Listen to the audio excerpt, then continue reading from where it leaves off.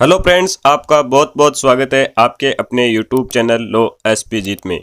इस वीडियो में हम एसडीएम बनने के प्रोसेस के बारे में जानेंगे। इस वीडियो में हम जानेंगे कि एसडीएम क्या होता है, एसडीएम बनने के लिए क्या क्वालिफिकेशन चाहिए, फॉर्म भरने के लिए कितने परसेंटेज चाहिए, एसडीएम बनने के कितने तरीके हैं, एज लिमिट कितना होता है, एग्जाम का पैटर्न क्या होता है। तो सबसे पहले देखते हैं कि एसडीएम क्या होता है।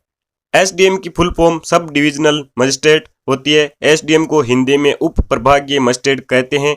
यह जिले स्तर से छोटे तहसील, उप प्रभाग या उपखंड का प्रशासनिक अधिकारी होता है। एसडीएम उपखंड स्तर पर सबसे बड़ा प्रशासनिक अधिकारी होता है। एसडीएम का उपखंड के सभी तहसीलदारों पर प्रत्यक्ष नियंत्रण होता है। उपखंड की संपूर्ण भूमि का लेखा जोखा एसडीएम के पास मौजूद होता है। इसके अलावा एसडीएम का प्रमुख कार्य विवाह रजिस्ट्रेशन, विभिन्न प्रकार के पंजीकरण, अनेक प्रकार के लाइसेंस जारी करवाना, किसी प्राकृतिक आपदा से प्रभावित व्यक्तियों को सहायता उपलब्ध करवाना है। दंड प्रक्रिया संहिता के अंतर्गत एसडीएम को मजिस्ट्रेट के कार्य भी दिए गए हैं। अब हम देखेंगे कि एसडीएम बनने के लिए क्या क्वालिफिकेशन चाहिए। एसडीएम बनने के लिए उम्मीदवार का ग्रेजुएट होना जरूरी है। आपने चाहे किसी भी स्ट्रीम से ग्रेजुएशन की हो, आप एसडीएम का एग्जाम दे सकते हो। यदि आपने BA, BCom, BSc, BCA, BBA, engineering, hotel management और मेडिकल आदि किसी भी स्ट्रीम में ग्रेजुएशन किया है तो आप एसडीएम पद के लिए फॉर्म भर सकते हो। अब हम देखेंगे कि फॉर्म भरने के लिए कितने परसेंटेज चाहिए। एसडीएम पद के लिए फॉर्म भरने के लिए कोई मिनिमम परसेंटेज की जरूरत नहीं है, सिर्फ उम्मीदवार का ग्रेजुएट होना जरूरी है। अब अगला है कि एसडीएम बनने के कितने तरीके हैं। एसडीएम आप दो तरीकों से बन सकते हो। पहला, यूपीएससी का पेपर पास करके। यूपीएससी भारत की प्रमुख केंद्रीय भर्ती एजेंसियों में से एक है। ये कई सरकारी नौकरियों के लिए परीक्षाओं का आयोजन करता है। यूपीएससी आईएएस के लिए भी हर साल परीक्षा का आयोजन करता है। इसमें पूरे देश के छात्र आवेदन कर सकते हैं। आईएएस में जो कैंडिडेट सिलेक्ट होते हैं उन्हें ट्रेनिंग पूरी कर लेने के बाद एसडीएम का पद मिलता है और कुछ सालों बाद उन्हें डीएम का पद मिल जाता है। दूसरा तरीका है राज्यों के पीएससी द्वारा करवाए जाने वाले पेपर को पास करके। यूपीएससी की तरह ही अलग अलग राज्यों का अपना पीएससी होता है। जैसे राजस्थान के लिए आरपीएससी, एमपी के लिए एमपीपीएससी, यूपी के लिए यूपीपीएससी। प्रत्येक राज्य का पीएससी अपने राज्य में सिविल सेवाओं के लिए परीक्षा का आयोजन करवाता है। इसमें पूरे देश के छात्र आवेदन कर सकते हैं। इस परीक्षा में जो कैंडिडेट ऊंची रैंक के साथ सेलेक्ट होते हैं उन्हें एसडीएम बनाया जाता है। इस परीक्षा में पास होने वाले सभी कैंडिडेट को एसडीएम नहीं बनाया जाता है। अलग अलग रैंक के हिसाब से अलग अलग पद मिलते हैं। सिर्फ टॉपर्स को ही एसडीएम का पद मिलता है।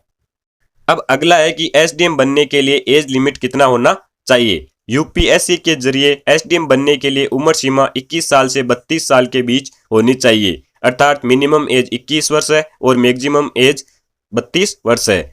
इसके अलावा ओबीसी उम्मीदवारों को 3 साल और एससी एसटी उम्मीदवारों के लिए 5 साल की छूट मिलती है। अब हम एसडीएम पद के लिए होने वाले एग्जाम का पैटर्न देखेंगे।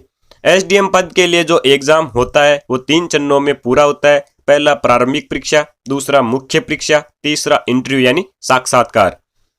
अब हम प्रारंभिक परीक्षा यानी प्रथम चरण के बारे में जानेंगे। एसडीएम बनने का यह पहला चरण है। इस परीक्षा में हमें 2 पेपर्स देने होते हैं, जिनमें पहला पेपर है सामान्य अध्ययन का और दूसरा पेपर है सिविल सर्विसेज एप्टीट्यूड टेस्ट। हर पेपर 200 अंक का होता है। दोनों पेपर्स में ऑब्जेक्टिव टाइप सवाल पूछे जाते हैं। हर पेपर के लिए 2 घंटे का समय दिया जाता है। यह परीक्षा आप हिंदी या अंग्रेजी किसी भी भाषा में दे सकते हो। प्रारंभिक परीक्षा के अंक फाइनल मेरिट में नहीं जोड़े जाते हैं, लेकिन प्रारंभिक परीक्षा को पास किए बिना आप मुख्य परीक्षा भी नहीं दे सकते हो। फाइनल मेरिट में केवल मुख्य परीक्षा और इंटरव्यू में प्राप्त किए गए अंकों को ही जोड़ा जाता है। अब अगला स्टेप आता है मुख्य परीक्षा। प्रारंभिक परीक्षा में पास होने वाले कैंडिडेट को मुख्य परीक्षा में सम्मिलित किया जाता है। मुख्य परीक्षा में कुल 9 पेपर्स होते हैं। इनमें सब्जेक्टिव प्रकार के प्रश्न आते हैं, यानी 10वीं क्लास की तरह उत्तर लिखने पड़ते हैं। प्रत्येक पेपर को हल करने के लिए 3 घंटे का समय मिलता है। मुख्य परीक्षा भी आप हिंदी या अंग्रेजी किसी भी भाषा में दे सकते हो। मुख्य परीक्षा के नंबर फाइनल मेरिट में जोड़े जाते हैं। इस परीक्षा में पास होने वाले छात्र को इंटरव्यू के लिए बुलाया जाता है। अब हम एसडीएम बनने के लास्ट स्टेप यानी इंटरव्यू के बारे में जानेंगे। यह इस परीक्षा का अंतिम चरण है। लिखित परीक्षा को पास करने के बाद आपको इंटरव्यू के लिए बुलाया जाता है। इंटरव्यू में प्राप्त किए गए अंक आपकी मेरिट लिस्ट में जोड़े जाते हैं। इंटरव्यू हम अपनी मनपसंद भाषा में दे सकते हैं, जैसे हिंदी या अंग्रेजी इत्यादि। इंटरव्यू के अंक और मुख्य परीक्षा के अंकों को जोड़कर अलग अलग कैटेगरी के हिसाब से मेरिट लिस्ट बनाई जाती है। जो कैंडिडेट इस लिस्ट में आते हैं उन्हें ट्रेनिंग के लिए बुलाया जाता है। तो दोस्तों इस प्रकार आज हमने एसडीएम बनने के पूरे प्रोसेस के बारे में जाना। यदि आपको वीडियो और जानकारी अच्छी लगी तो इसे लाइक करें, शेयर करें और यदि आप इस चैनल पे नए हैं तो चैनल को सब्सक्राइब जरूर करें।